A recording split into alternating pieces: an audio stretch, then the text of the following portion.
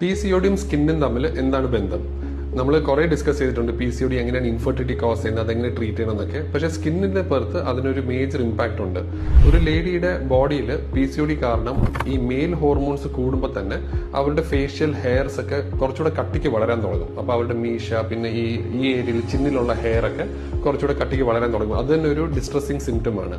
പിന്നീട് ആ സ്കിന്നിനെ ഓയിലി ആക്കും.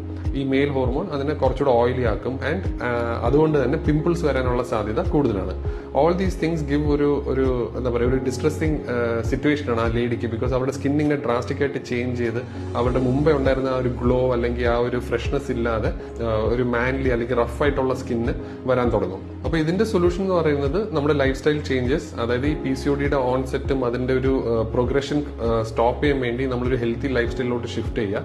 പിന്നെ നമ്മൾ കുറച്ച് ബ്ലഡ് ടെസ്റ്റ് ഒക്കെ ചെയ്യുക. നമ്മുടെ മെയിൽ ഹോർമോൺ എത്രയുണ്ട്, ഒരു ലെവലിന് മേളിലാവുമ്പോൾ നമ്മൾ ചിലപ്പോൾ